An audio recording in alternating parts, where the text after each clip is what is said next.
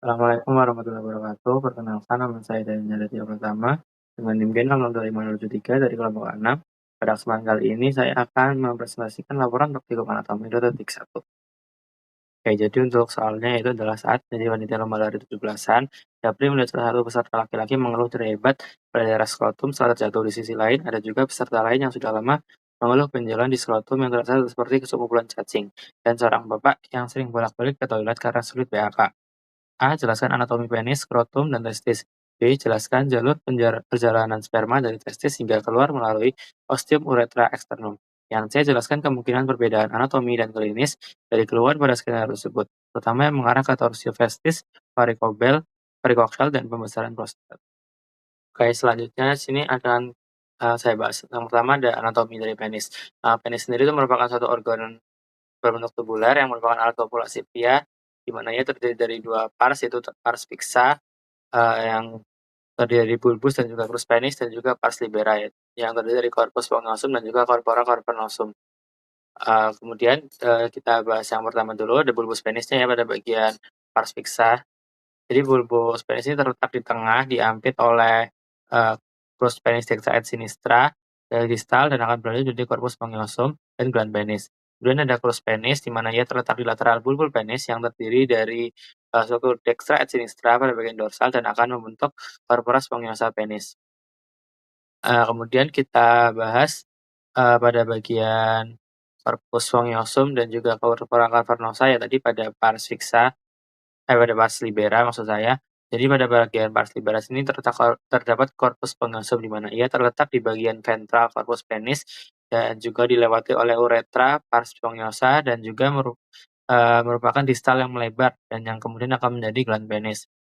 Dan juga ada corpora cavernosa di mana ia terletak di bagian dorsal penis dan merupakan jaringan erektil utama. Dia juga corpora cavernosa sendiri terdapat dua corpus cavernosus yang masing-masing diliputi oleh tunika albuginea tebal, di mana ruang-ruang corpora cavernosa tersebut disebut dengan sinusoid cavernosum. Nah, di tengah corpora cavernosa sendiri ini terdapat arteri profunda penis atau arteri cavernosus. Selanjutnya kita bahas untuk yang skrotumnya sendiri. Oke, untuk yang skrotum di sini, skrotum sendiri merupakan lapisan membungkus testis ya yang terdiri dari 9 lapisan dan berfungsi untuk mengatur suhu testis yang optimal untuk spermatogenesis. Pada bagian mediana skrotum ini terdapat yang namanya rapes roti. Oke, jadi untuk urutan lapisan skrotumnya, pertama dia tuh skrotum sendiri dilapisi oleh kulit, kemudian ada fascia dartos dan juga musculidartos, kemudian juga fascia spermatica externa, terus ada musculis cremasterica, fascia spermatica interna, tunica vaginalis lamina parietalis, tunica vaginalis lamina visceralis, tunica albuginea, dan juga tunica vasculosa, substansia testis, dan juga substansia testis. Selanjutnya kita akan membahas mengenai yang selanjutnya kita akan bahas testis. Testis sendiri merupakan struktur homolog dengan ovarium ya pada wanita, di mana ia terletak di dalam skrotum dan juga terdapat sepasang ya. Jadi yang unik dari testis sendiri, yang bagian kiri itu lebih rendah dari yang sebelah kanan, yaitu hal itu karena adanya funiculus spermaticusnya itu lebih panjang yang kiri daripada yang kanan. Nah, pada testis sendiri ini terdapat lapisan pembungkus ya. Lapisan pembungkusnya ini ada 3, yaitu tunica vaginalis, tunica albuginea, dan juga tunica vasculosa. Nah, pada tunica vaginalis sendiri ini terdapat lamina-lamina. Seperti sini ada lamina parietalis yang menempel pada fascia interna skrotum, kemudian ada lamina visceralis yang menempel langsung pada substantia testis. Nah, kemudian di antara lamina parietalis dan visceralis terdapat suatu ruang yang disebut dengan cavum vaginalis testis. Selanjutnya yang di lapisan kedua ada tunica albuginea, di mana tunica albuginea sendiri itu merupakan tonjolan-tonjolan tunica albuginea yang masuk ke dalam testis, yang disebut dengan septum retropicula yang membagi testis menjadi 200 sampai 300 tubuli. Nah, di dalam setiap tubulus itu terdapat tubuli contortis semineveri, dan di dalam tubulus contortus semineverusnya ini juga terdapat 2 buah sel, yaitu sel Sertoli dan juga sel serotogenik. Sedangkan di antara tubulus ini terdapat sel intestinal Leydig. Kemudian yang terakhir di lapisan terakhir itu ada tunika vaskulosa, di mana tunika vaskulosa ini terdiri dari pembuluh darah, dengan jaringan ikat longgar. Selanjutnya jalan perjalanan sperma. Di sini jalan perjalanan sperma, dimulai dari ketika dihasilkan oleh sel gamet ya, kemudian sel gamet di tubulus seminiferus yang kemudian mengalir melalui tubulus rectus seminiferus, retro testis, tubulus efferentes, epididymis, ductus deferens, kemudian ke ampulla ductus deferens, kemudian ke ductus ejaculatorius, yang kemudian bergabung dengan saluran vesicula seminalis, kemudian ke ostium ductus ejaculatorius, ke uretra pars prostatica, ke uretra pars membranacea, uretra pars spongiosum, dan yang terakhir ke ostium urethrae externum. Oke, selanjutnya kita akan bahas tentang perbedaan anatomi klinis pada torsiotestis, varikokel, dan juga pada pembesaran prostat. Di sini bisa dilihat yang pada bagian pertama, sini ada torsiotestis, di mana torsiotestis sendiri ini terjadi ketika akibat adanya puntiran ya pada chorda spermatica yang berisi arteri vesicularis, vena, saraf, dan juga trus deferens. Nah, puntiran ini kemudian akan menyebabkan terhentinya aliran darah ke testis. Secara klinis ini ditandai dengan nyeri mendadak yang sangat hebat, kemudian pembengkakan skrotum, dan testis terangkat lebih tinggi dari normal, refleks massa negatif, dan juga dapat disertai dengan mual dan muntah. Kemudian juga di sini yang bagian tengah, sini ada varikokel, di mana varikokel sendiri merupakan pelebaran vena pada plexus pampiniformis dalam chorda spermatica, yang biasanya ini lebih sering terjadi di sisi kiri testis. Secara klinis ini varikokel ditandai dengan benjolan berkelok seperti kandung cacing, dan juga ini, testisnya dapat mengentil saat berbaring dan juga tidak ada nyeri, pada testis tersebut, hanya ada rasa berat. Kemudian kita yang bahas terakhir itu ada, pembesaran prostat ya, di mana pembesaran prostat ini dapat menekan uretra, ya karena prostat sendiri kan terletak di bawah kandung kemih yang mengalir uretra pas prostatica. Nah, apabila terjadi pembesaran, ini akan menekan uretra yang bisa disebabkan ini karena berbagai hal, misalnya penuaan, terus ada pengaruh hormon DHT atau dihidrotestosteron yang kemudian, memiliki gejala-gejala seperti jadi sulit PAK, kemudian aliran urinnya lemah dan juga terputus-putus, sering PAK di malam hari, dan juga, seperti tidak tuntas PAK. Oke, jadi pada laporan kedua di sini ada soalnya adalah saat acara camping, Mingko sudah menahan kencing sejak sore karena toilet umum panjang. Malamnya ia mengeluh nyeri pinggang yang menjalar ke bawah anyang-anyangan dan juga merasa BAK tidak lampias. Keesokan paginya temannya panik karena Mingko bolak-balik ke toilet sambil memegangi pinggang seperti sedang audisi sinetron. Pertanyaan yang A itu jelaskan pembagian organ sistem ureotrika dan fungsi masing-masing organ.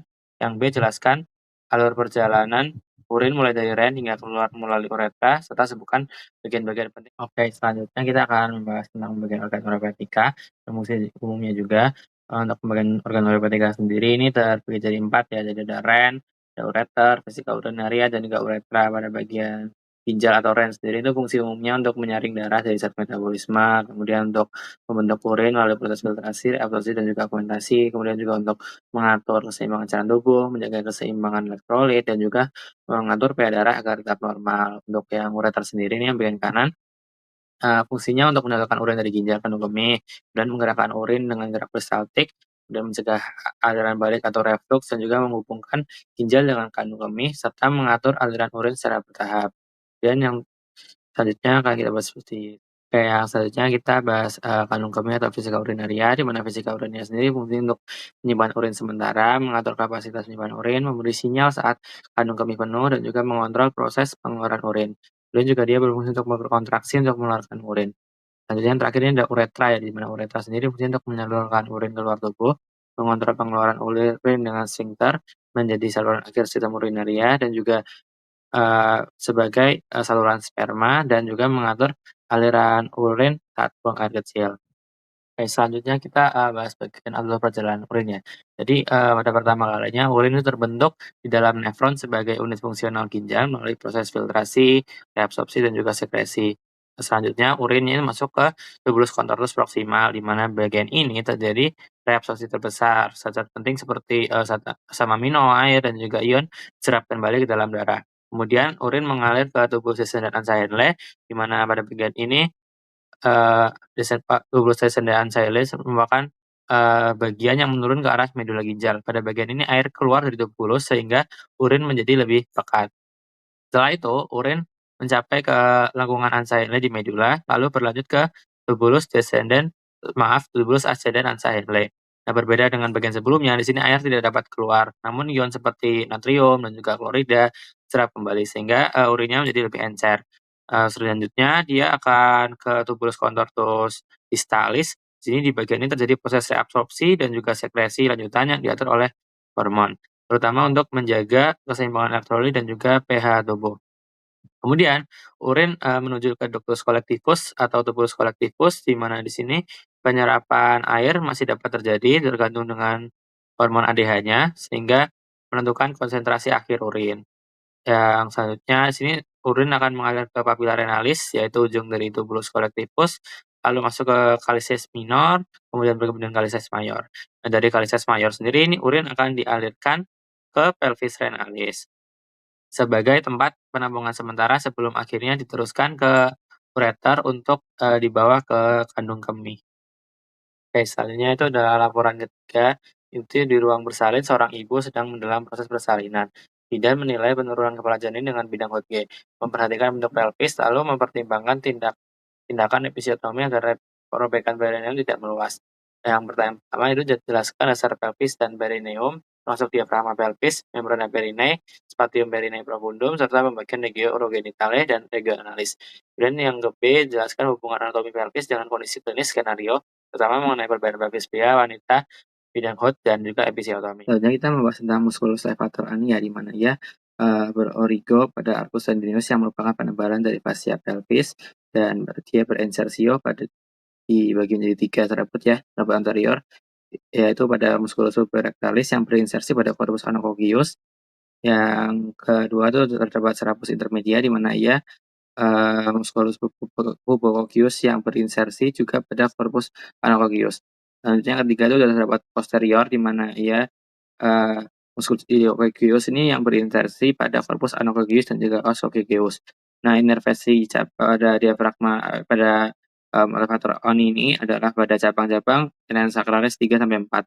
Fungsinya sendiri untuk menyokong dan mempertahankan viscera pelvis pada tempatnya, mencegah peningkatan tekanan dalam pelvis selama menengadan, dan juga mendorong otot abdomen atau otot abdomen terutama saat batuk. Kemudian, musculus coccygeus, ya, musculus coccygeus sendiri berorigo sendiri pada spina sciatica, dan insersionya itu sacrum coccygeus, dan inervasinya itu pada cabang-cabang NN sacralis 3 sampai 4. Fungsinya sendiri untuk menopang diafragma.